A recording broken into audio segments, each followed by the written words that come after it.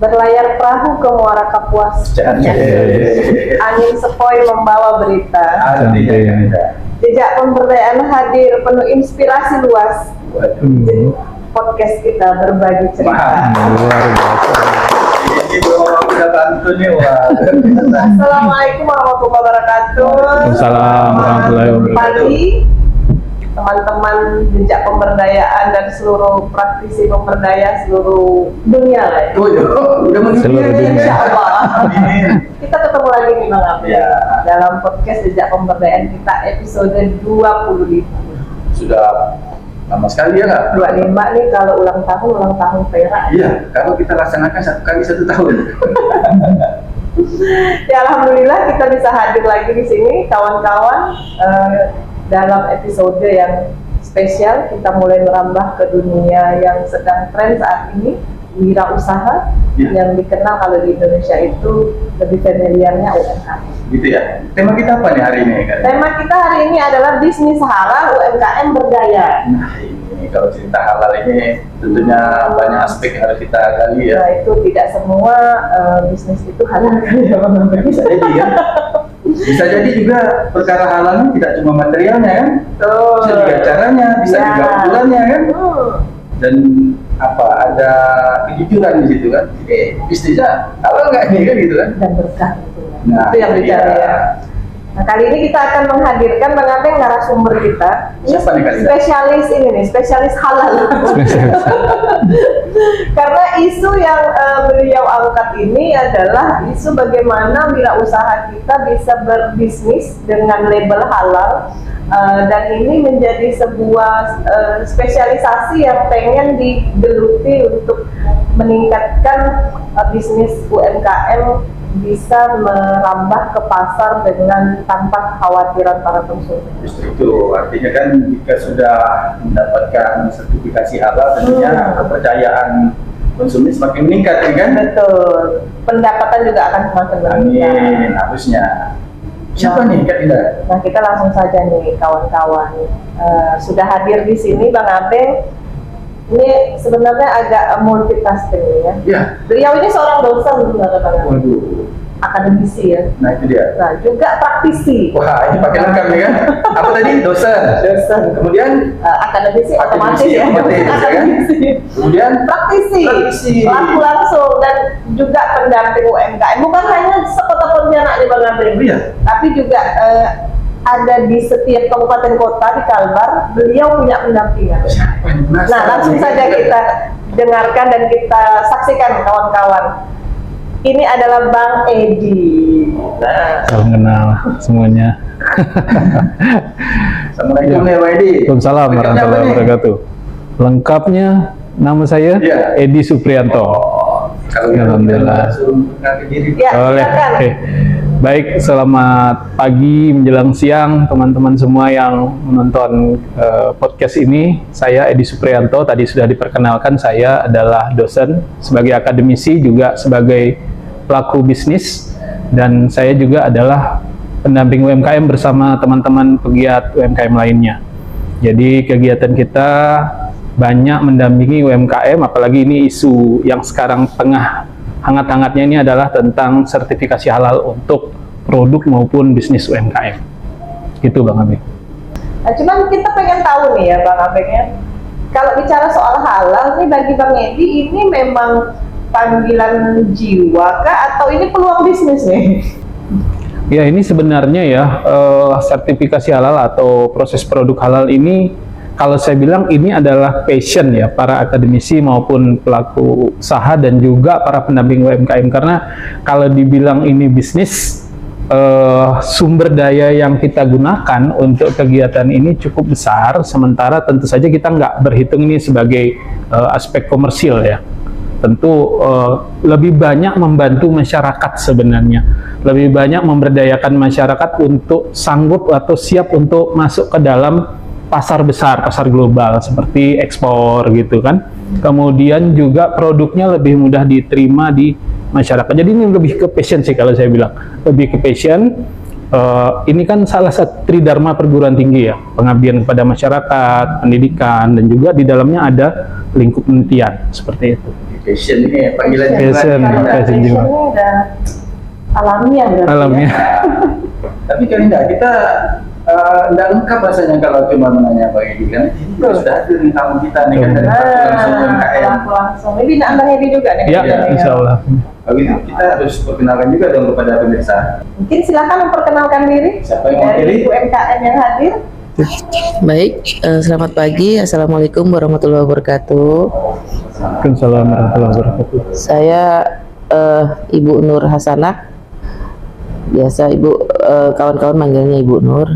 Saya adalah satu grup nih dengan beliau Pak Edi nih Ya. di Brownies ya, UMKM Binaan Borneo Istimewa. Kebetulan saya pelaku UMKM.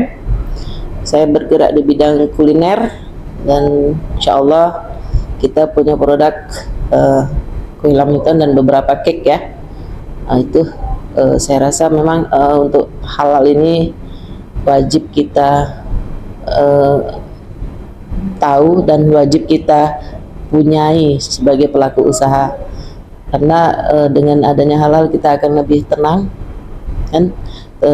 Dengan adanya halal juga konsumen akan lebih yakin dengan produk kita. Saya rasa itu. Selamat datang Pak Edi. Assalamualaikum warahmatullahi wabarakatuh. Waalaikumsalam warahmatullahi wabarakatuh. Jadi kalau ada label sertifikat halal ini lebih tenang nih katanya kan. Kaitannya dengan sertifikasi halal nih Bang Edi, kan apakah ini hanya menjadi sekedar sebuah lembar sertifikasi atau lebih jauh bahwa usaha ini harus berjiwa halal nih, gimana pandangan Bang Edi? Baik, jadi sertifikasi halal ini sebenarnya selain program pemerintah dan ini wajib bagi para pelaku usaha, terutama usaha industri pangan olahan ya saat ini, dan nanti secara bertahap ini kan akan masuk ke industri-industri lain ya, seperti industri kimia, industri fashion, industri kriya dan lain-lain, bahkan jasa juga wajib memiliki sertifikasi halal. Tapi dalam prosesnya pemerintah itu kan dilakukan secara bertahap ya. Nanti kewajiban untuk yang produk olahan pangan ini diwajibkan di 2026. 2026 itu apabila mereka tidak memiliki sertifikat halal, mereka akan diberikan sanksi, baik itu sanksi denda dan lain-lain ya. Itu sanksinya sudah disiapkan. Nah, apakah ini hanya berupa sertifikat gitu? Kalau saya katakan ini sebenarnya lebih kepada komitmen para pelaku usaha.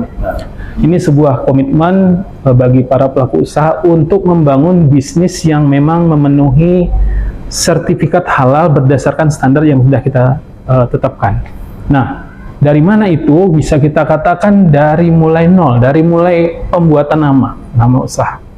Karena di dalam sertifikat halal itu, nama usaha itu penting. Dia tidak boleh melanggar syariat Islam. Jadi nama juga harus halal gitu. Nama juga harus halal. Jadi dari mulai nama, kalau sudah itu melanggar ketentuan syariat Islam, itu tidak akan keluar sertifikat halalnya. Jadi ini sebenarnya bisa dikatakan bisnis dimulai dari nol sampai keberlanjutannya nanti dia berkembang menuju ke pasar yang lebih besar, global, ekspor, pasar retail modern dan lain-lain. Contoh namanya yang meragukan kehalalan itu apa Bang? Nama yang dilarang ya, dilarang waktu kita mengajukan sertifikat halal itu adalah kalau dia melanggar akidah. Jadi misalnya menggunakan nama misalnya kue setan gitu ya contohnya, itu pasti tidak akan lolos, atau menggunakan lambang yang melanggar akidah. Nah, itu pasti nggak akan keluar. Tapi ini penting ya, karena harusnya juga perlu didorong, tidak cuma dari material juga kan, tapi dari sisi ukuran juga tepat gitu kan. Karena kan akhir ini ya kita temukan kemasan tidak sesuai isinya kan, baik dari timbangannya atau sukatan. Ya, betul. Dan yang menarik tuh nama ya, karena kadang-kadang orang memberi nama usaha ini kan untuk menarik perhatian ya. Ternyata itu sangat berpengaruh juga ya, Bang Edi ya.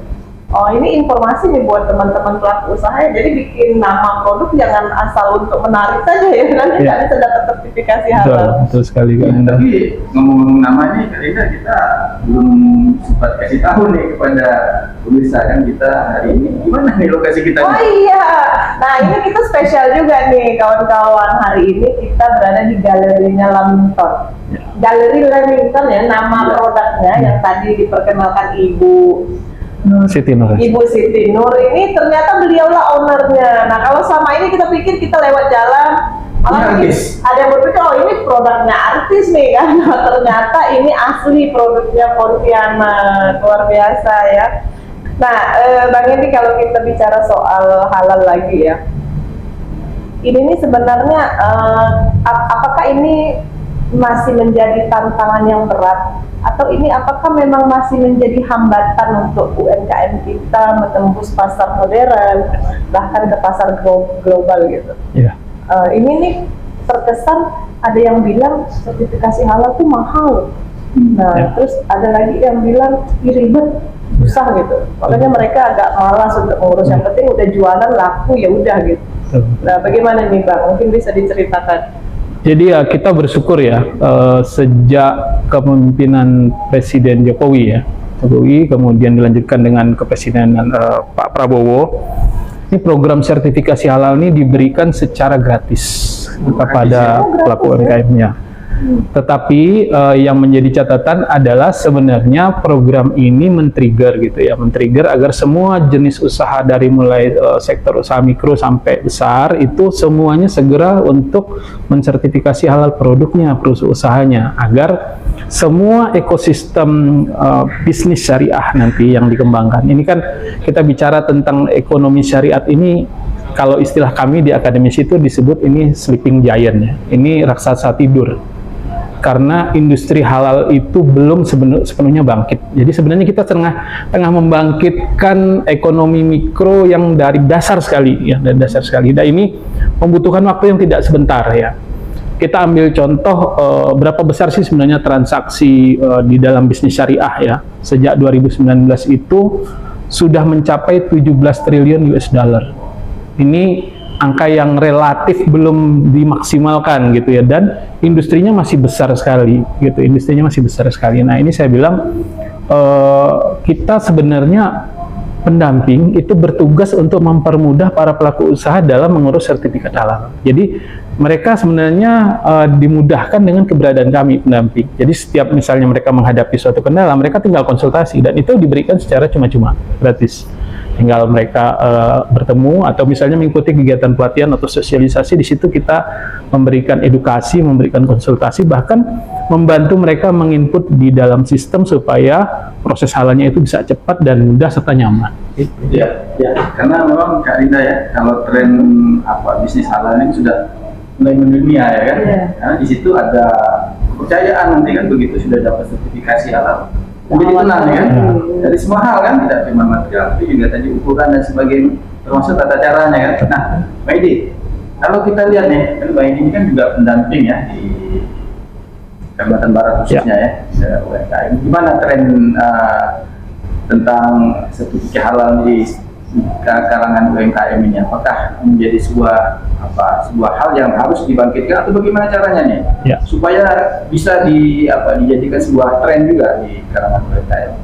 Nah, di Kalimantan Barat sendiri ya, bersyukurnya kita dari pucuk pimpinan dari gubernur, kemudian wali kota, bupati, camat, lurah, dan seterusnya itu memberikan dukungan yang maksimal untuk program pemerintah ini. Jadi kita bersyukur setiap saat kita diberikan ruang, diberikan kesempatan, diberikan dukungan baik itu finansial maupun non-finansial untuk terus membangun kesempatan UMKM ini masuk ke dalam industri halal yang sebenarnya ya, industri halal secara internasional. Jadi ini bukan lagi sebuah tren, tapi ini sebuah jadi kebutuhan. Dan jujur saja sebenarnya keberadaan kami pendamping ini saat ini Kalimantan Barat itu masih sangat sedikit dibandingkan dengan keseluruhan bisnis UMKM. Ini baru UMKM saja ya, belum industri yang besar ya kan. Mereka juga membutuhkan pendampingan sebenarnya gitu. Nah, tapi mudah-mudahan ya dengan awal yang baik ini nantinya ke depan ini juga peluang sebenarnya buat teman-teman mahasiswa ataupun fresh graduate yang ingin masuk ke industri ini, pendampingan, konsultan, atau seluruh mereka yang terlibat di dalam kegiatan ini bisa menjadi peluang profesi baru ke depan gitu buat generasi muda kita. Oh, nambah ini nih ya, nambah slot untuk lapangan pekerjaan. Lapangan pekerjaan. Jadi ini bisa menjadi industri ya, Yes. bisa terbangun pendamping UMKM saja ini bisa terbangun sebuah industri. Jadi sebenarnya kalau bicara peluang-peluang, apalagi beliau ini dosen kan pasti bisa memotivasi generasi muda. Ternyata UMKM ini bukan hanya sekedar usaha karena kita sampingan, tidak ada pekerjaan dan lain-lain, tapi justru bisa terbangun sebuah industri besar ya, dari semua aspek digabung. Betul sekali Kak Linda. Nah, Bang Edi, kan saya sering dengar ya, kalau UMKM itu kalau udah punya sertifikat halal, apalagi sekarang katanya gratis. Ini gratis, benar-benar gratis, Gratis, ya betul, gratis. Pengurusannya gratis ya. Kalau Gratis. dulu kan dengar-dengar mahal, makanya pada betul, males betul, ya. betul. Nah, tapi kan ini ada rentang waktunya ya. Iya. Sertifikat halal Betul. ini punya rentang waktu berlakunya ya. Betul, Nah, bagaimana ini supaya maklumlah kalau pelaku usaha kita yang mungkin kesadarannya memang masih belum terbangun secara penuh setelah mendapatkan sertifikasi halal, udah santai setelahnya, ya, tidak betul. begitu menjaga Betul. kehalalan dalam huruf besarnya ya. Iya. Nah, bagaimana kiat-kiat supaya pelaku usaha kita ini tetap mempertahankan mutu dan kualitas? Karena yang menjadi persoalan dan tantangan pelaku usaha juga setelah berjalan, setelah laris di awal, setelah ada kepercayaan konsumen di awal, setelah itu biasanya mutunya semakin menurun gitu. Ya. Semakin laris, akhirnya semakin ada yang berkurang-kurang dari rasa dan lain-lain. Ya, betul. Bagaimana untuk menjaga ini? Baik Kak Linda dan Bang Abeng. Jadi saya cerita sedikit. Jadi sebenarnya kami dari teman-teman dosen dan teman-teman akademisi itu melihat begini, ini merupakan langkah awal ya tadi saya katakan. Kenapa industri mikro atau pelaku usaha mikro ini diberikan sertifikasi halal gratis sebenarnya gitu ya. Sebenarnya pemerintah ingin membangun bisnis ini menjadi lebih besar.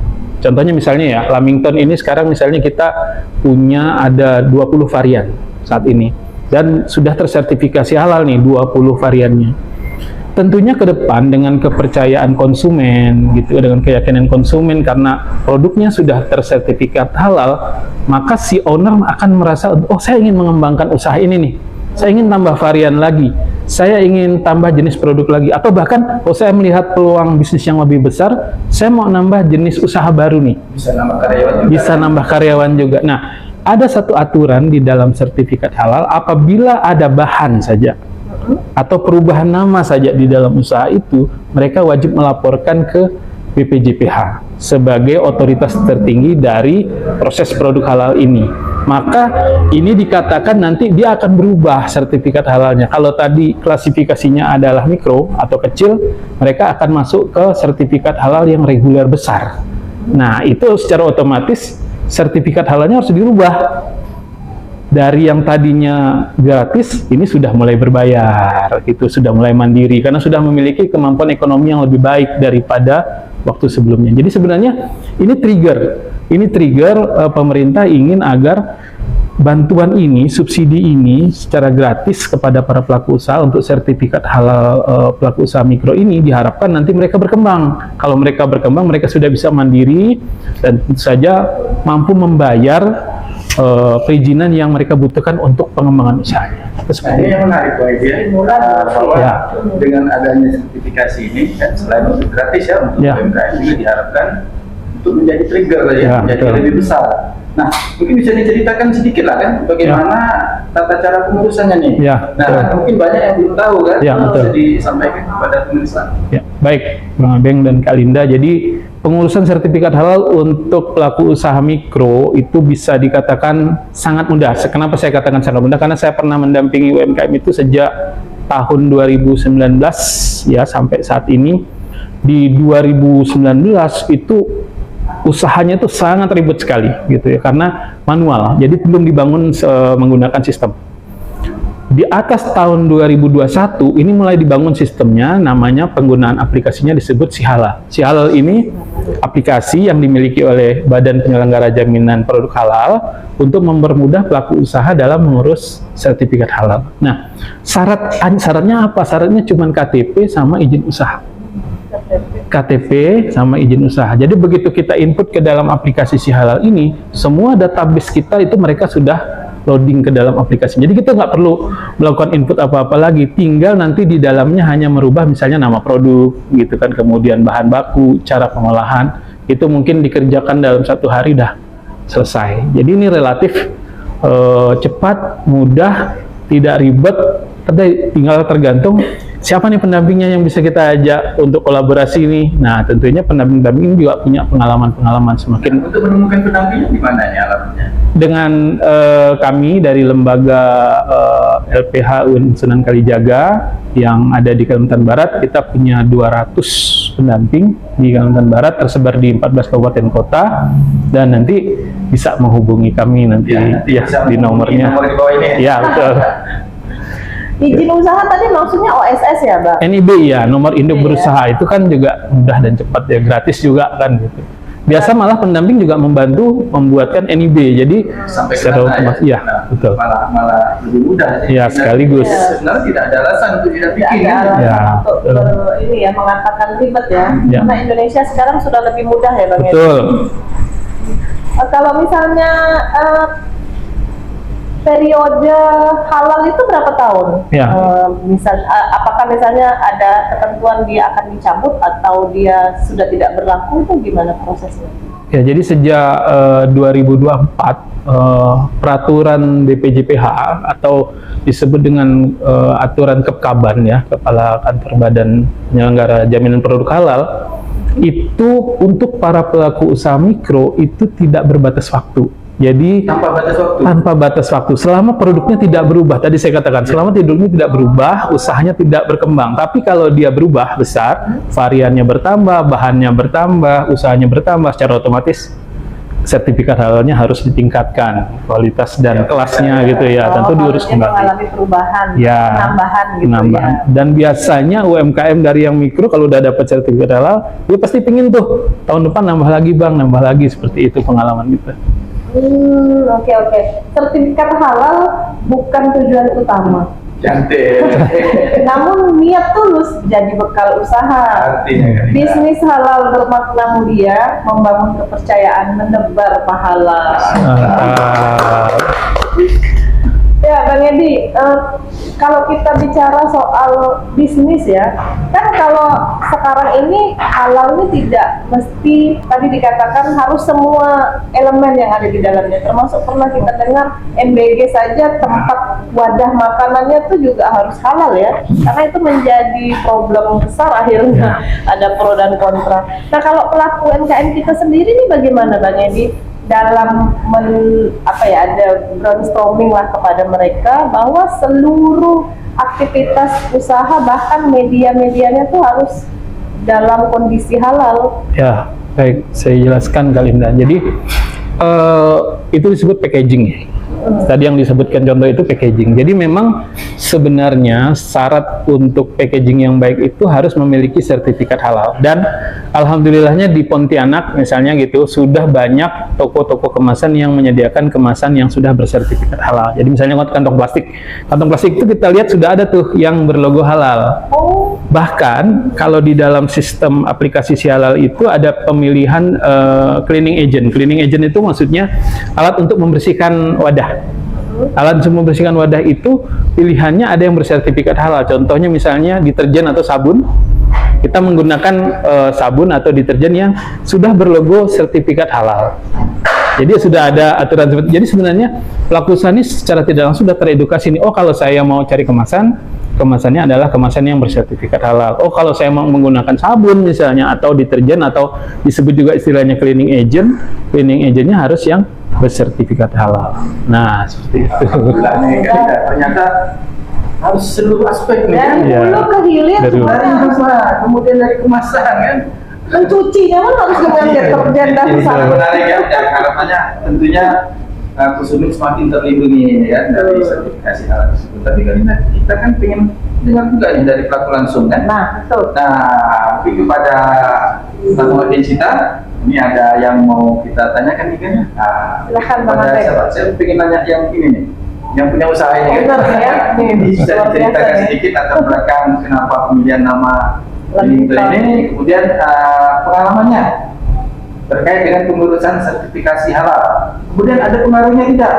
Tentunya pada saat mulai kan belum ada kan? Nah, begitu sudah dapat sertifikasi halal ini, apa yang dirasakan atau ada perubahan apa di dalam bisnis ini? Silakan. Oke, baik. Terkait dengan nama Lamington ya. Lamington adalah kue yang berasal dari Australia sebenarnya. Makanan khas dari Australia dia cake. Karena beberapa kali mencoba terus jatuh cinta, jadi kita bawa pulang ke Pontianak. Cinta. Ya, kita bawa ke Pontianak, kita sesuaikan dengan lidah orang Pontianak yang, tapi sebenarnya nggak banyak perubahan yang kita buat, nggak, cuman hanya bahan-bahannya kita sesuaikan yang ada di Pontianak terutama. Jadi alhamdulillah sudah 9 tahun kami Lamington ini, dan insya Allah tidak berubah rasanya dari awal sampai hari ini. Insya Allah tidak berubah, karena walaupun sesusah-susahnya saya mencari bahan yang memang dari awal itu ya itu, dan tidak bisa digantikan memang. Pernah kita mencoba dengan ada yang kita rubah sedikit, rasanya langsung berubah. Jadi nggak berani lagi. Walaupun di Pontianak ini cuma ada satu dan harus menunggu dan agak jauh karena sebagian masih diambil dari Jakarta, bla bla bla bla, dari distributornya, kita tetap satu, konsisten dengan bahan yang memang benar dari awal sampai akhir ini tidak berubah. Pertama itu pengambilan dari nama Lamington. Kedua, masalah halal ya. Masalah halal alhamdulillah sangat terbantu dengan programnya pemerintah yang 1.000 ya, berapa ribu Pak Edi itu halal itu kita kemarin free, gratis ya. Terima kasih benar. Jadi alhamdulillah dengan adanya halal ini kita benar-benar tenang, karena kita yakin kita juga makan kue itu kan. Saya juga suka dengan Lamington cake-nya. Jadi kita memberikan kepada konsumen, kita lebih tidak ada beban, karena jangan sampai kita punya usaha akhirnya tidak baik ke diri kita ya. Di situ. Selanjutnya untuk halal ini memang saya, karena di sini kita ada produk-produk UMKM yang lainnya, tetap saya tekankan bahwa harus halal. Karena kalau tidak kita nggak berani juga, karena posisi kita di tepi jalan, kadang-kadang tamu dari Jakarta sering mampir ke Pontianak, makanya Lamington ini cuma ada di Pontianak. Kami nggak mau berusaha buka di mana-mana, biarlah jadi khasnya Pontianak. Di Jakarta nggak ada Lamington, di Bali nggak ada juga, di Bandung juga nggak ada, adanya di Pontianak, insya Allah. Dan untuk itu memang kami nggak ada pikiran lah, karena agak riuh juga, karena ini tidak bertahan lama produknya, 24 jam di suhu ruangan di dalam kulkas 3 hari itu. Ya. Artinya nih Kalina kan ini kue resep Australia Ya. atau Pontianak kan? Yang paling penting halal nih. Iya. Itu kalau dari luar nih halal nggak ya? Iya. Ada sertifikasi halal, kita menjadi lebih tenang kan? Gitu kan? Nah, kalau teman-teman pelaku usaha yang lain yang udah hadir di sini, mungkin biar ada perwakilan juga nih dari bapak-bapaknya yang kebetulan hadir di sini, kita bisa berbagi nih Pak, sebagai pelaku usaha pertama kali dengar kata halal, sertifikat halal, bahwa semua barang yang untuk dijual bebas itu harus ada sertifikat halal. Apa sih kira-kira yang ada di dalam benak Bapak sebagai pelaku usaha nih? Sertifikat halal nih, aduh ribet, iya apa nih? Ataupun mikir, ini peluang nih. Kalau Bikin udah susah ada, nih, gitu ya kan? atau bikin susah nih kan, keluar biaya lagi nih. Atau Bapak pikir, wah ini adalah jalan untuk sukses nih. Kalau ada sertifikat ini, saya bakal laku nih semua barang. Nah ini gimana nih Pak? Coba ceritakan sedikit. Baik, Assalamualaikum warahmatullahi wabarakatuh. Assalamualaikum. Kebetulan usaha saya ini kuliner juga, Gimana? kan? Di kue lah ya, termasuk kue ulang tahun, kue apa. Terus kalau malam saya jual apam. Oh, Dulu waktu belum, udah lama sih dengan sertifikat halal ini sudah. Cuman waktu itu kan dengar-dengar orang bilang biayanya mahal, ngurusnya begini-begini. Akhirnya waktu itu saya abaikan. Ya udahlah, nggak terlalu juga lah sih. Yang penting kita bahan yang kita gunakan benar-benar bersih, halal, udah. Nah, sekitar setahun lalu ya, kenal dengan Bang Edi dari komunitas Borneo kan, Borneo. Ngobrol-ngobrol lah kami kan, gimana, terus Bang, sertifikat halal gimana? Mahal gak sih ngurusnya? Udah, kata Bang Edi, saya bantu. Wah, langsung lah, kita Bang Edi bantu lah. Alhamdulillah sekarang apam saya udah ada sertifikat halal. Bapak harus tularkan juga ke yang lain Pak. Insya Allah. Jalan-jalan luar biasa ya. Jadi Bang Edi benar-benar memberikan dukungan yang penuh ya Bapak Ibu sekalian terkait untuk bagaimana memajukan usaha ini ya. Bolehlah Bang Edi ini kita kasih semangat ya. Pelaku kecil penuh semangat, menjaga mutu, menjunjung etika. Jaga. Bang Edi berbagi kiat dan niat Nah, iya. agar UMKM tumbuh dengan maksimal. Luar biasa. Biasa, Bang Edi, ya. Oh iya Bang Edi ini kan komunitas UMKM Borneo Istimewa. ya. Bagaimana nih cara, apakah pelaku usaha ini kalau mau jadi binaannya Bang Edi ini mendaftarkah, atau Bang Edi yang mendatangi, merekrut, langsung memberikan fasilitas pelayanan, dan apakah mereka ini ada semacam iuran atau seperti apa Ya. untuk tergabung di dalam UMKM Borneo ini? Istimewa. Ya. Oke, baik Kak Linda dan Bang Abeng. Jadi untuk menjadi anggota Borneo Istimewa itu gratis ya. Jadi tidak dipungut biaya apapun, bahkan Rp1 pun tidak dipungut, dan bisa mendaftarkan diri ke kami, ke admin juga ada, tanpa harus punya syarat apapun. Jadi selama dia pelaku usaha, kemudian dia siap gitu kan untuk beraktivitas, berkegiatan bersama UMKM lainnya, kami insya Allah terbuka. Ada juga program yang diberikan kepada kami. Jadi ada binaan pemerintah yang diberikan, diserahkan kepada kami. Jadi misalnya dari ATR BPN itu menyerahkan binaannya untuk dilanjutkan pembinaannya oleh komunitas kami. Jadi kami juga terbuka kalau misalnya ada dari pemerintah atau dari pihak swasta yang ingin dilanjutkan pembinaannya kepada kami. Luar biasa ya Kak Linda. Jadi tidak ada alasan untuk tidak dibina Kak Linda kan? Saya pun jadi niat jadi mau daftar. Nah, Pak Edi, ini artinya kan ada peluang di situ kan, ada ruang di situ kan. Mungkin di sini UMKM-nya yang malah yang tidak tahu Ya. bahwa ada cara yang mudah, gratis untuk mendapatkan sertifikasi halal. Alangkah ya kalau termasuk UMKM kaki lima kan? Ya, betul. Ya. Gerobak-gerobak itu sudah tertempel UMKM. Ya, Itu harus betul. menjadi apa? Menjadi sebuah harapan kita bersama ya. Betul, Bahwa dia betul. melalui UMKM apa tadi Borneo Borneo Istimewa. Semoga bisa menjadi langkah istimewa juga kan. Amin, amin. Supaya kita menghalalkan sebuah kegiatan untuk UMKM di Pontianak khususnya nih kali kan. Iya, dan satu lagi tempat ini juga menjadi motivasi ya yang sudah dibangun oleh Bu Nur tadi. Saya salut juga, ternyata di dalamnya juga bukan hanya produk Lamington, Iya. tapi beliau ini juga terbuka ya untuk siapa nih produk UMKM yang khas Kalimantan Barat, khasnya Pontianak yang bisa dijadikan oleh-oleh untuk tamu-tamu dari luar, Bang Abe. Itu siap untuk beliau tampung di sini ya, Ya. Bu ya. Gitu Yang kan. support ya, yang penting Support, Mbak. Yang support. penting ada sertifikat halalnya. Ini terakhir Ya, nih. siap. Ini kita cukup lama juga nih kan ngobrolnya. Ini apa pesan Bang Edi nih untuk UMKM terutama untuk pemula-pemula di Kota Pontianak nih? Ya, Bisa terus maju, tadi kan bisa terus berkembang. Ya. Silakan.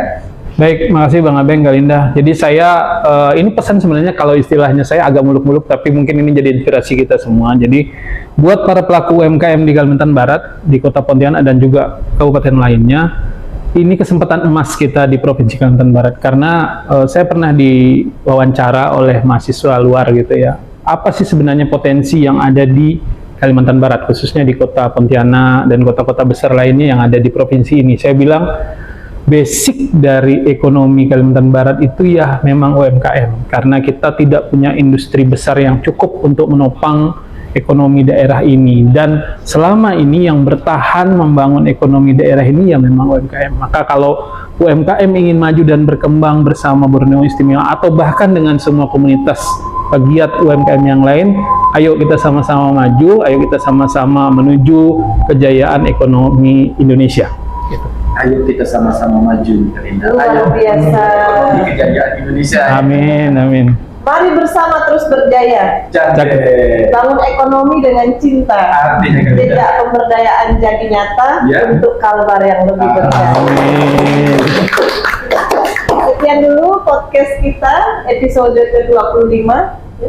Jangan lupa para pemirsa, teman-teman, para pelaku UMKM juga like, subscribe, dan share podcast Jejak Pemberdayaan kita ini untuk bisnis bersama, bisnis halal dan berkah untuk Indonesia juga lebih Dan baik. semoga bisa memotivasi kita semua ya. Jangan takut, jangan ragu, banyak cara kita untuk maju. Wah, keren. Ya, kita akhiri. Terima kasih Bang Edi, terima Terima kasih, kasih terima Bapak kasih Ibu yang semua. sudah Terima hadir. kasih. Assalamualaikum warahmatullahi wabarakatuh. Sampai jumpa di Jejak Pemberdayaan